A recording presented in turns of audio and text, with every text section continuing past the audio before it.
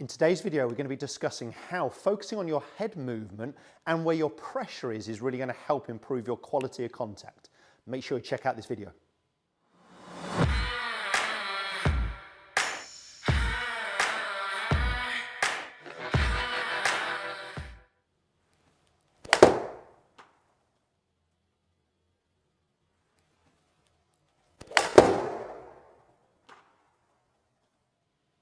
Welcome back to the TruGolf Academy. You join me, Jon Watts, today in the studio, and today's video, as I mentioned there in the intro, is all going to be about improving your quality of contact. Now, I'm going to be focusing with an iron here, but this would still be relevant with different golf clubs.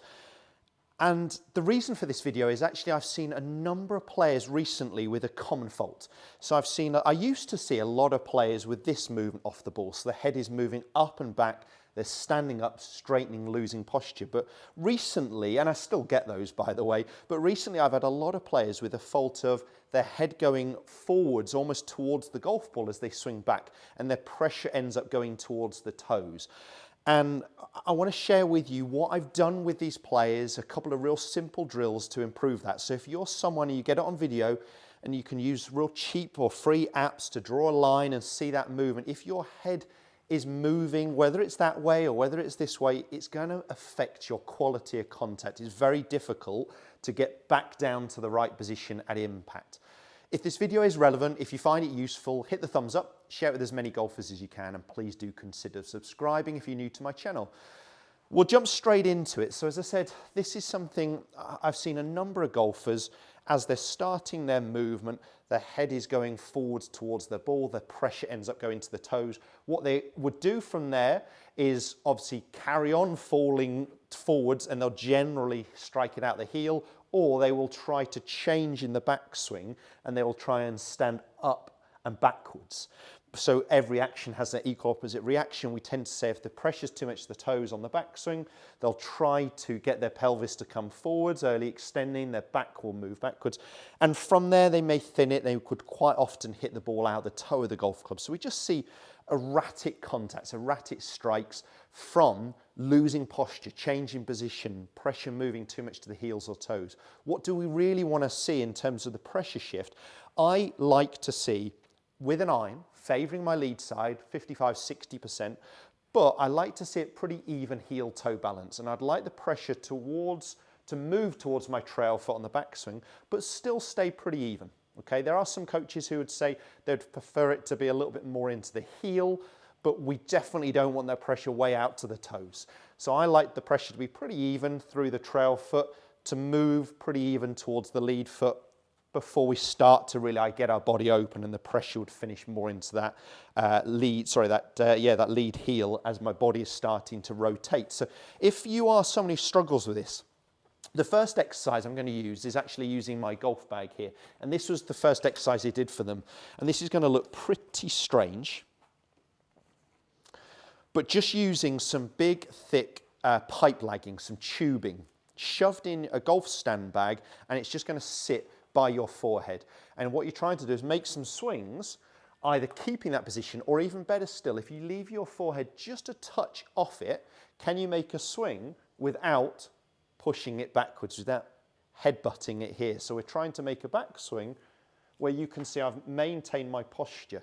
So to achieve that, to maintain my posture, my lead side's moved down towards the ball. My trail side here, my right hip, my right shoulder has moved up and behind me. You can see that's kept my spine angle, and my head hasn't moved. That's what we're trying to feel like we can do, is turn around our spine. So this is an exercise is great.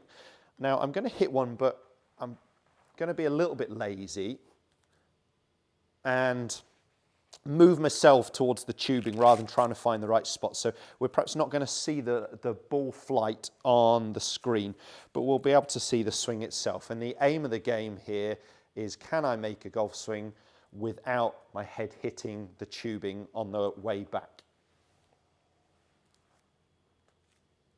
Takes a bit of time to get the right ball position. Might be an easier one where you're playing off a tee peg. I quite often hold the tubing in position for golfers. If that ball will stop moving forwards, I think I'm about right there.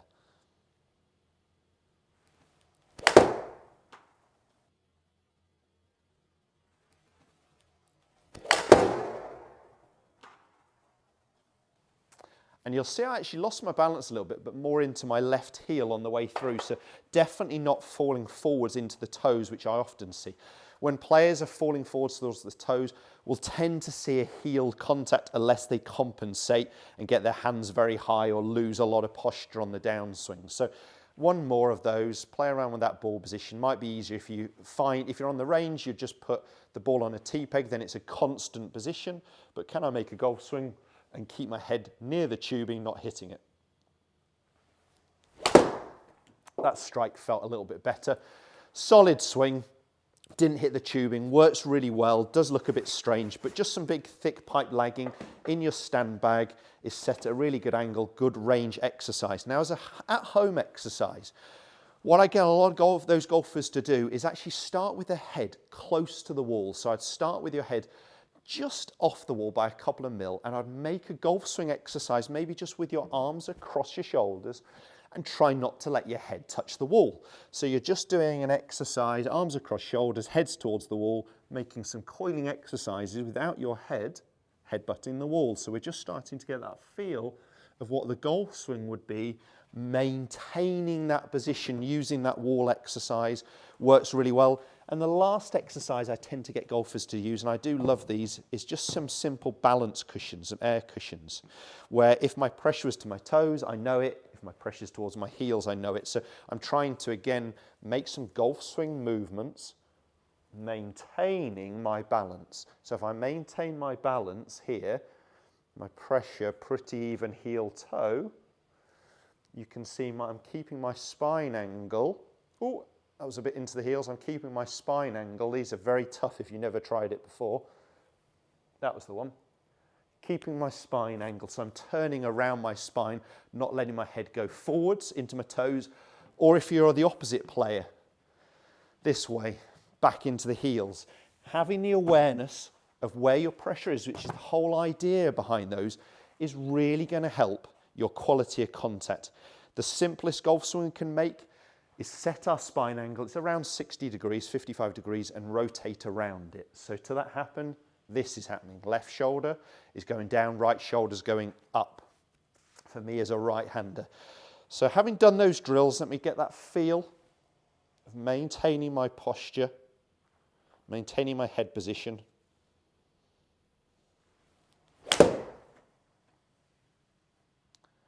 I don't want to hit another one for you because I'll only disappoint, as that was down my target line, 6 iron there, so finished about 190 just on the left half of the green. Strike felt great. I'd have to review it, look at it on video, but having done some of those exercises, can I turn around my spine? Can I maintain my posture? And that's the sensation I'm looking for. I'm going to ruin it and hit one last one.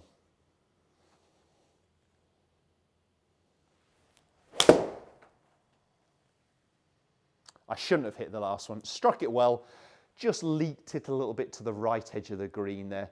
You can see missed green right. Still felt very solid, but great feels, great exercises. The first one was just using the tubing near the head.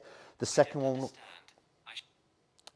one would be the head near the wall, and the third one would perhaps be some balance cushions and wobble cushions, which you can get very inexpensively online, but they really help if you're someone who's losing posture, changing head position, and struggling to get that contact. I know those simple exercises at home, in the garden, or on the driving range are really going to make a big difference to your game. As I mentioned at the start, if you could hit the thumbs up, share it with as many golfers as you can, and do consider subscribing. Cheers, guys.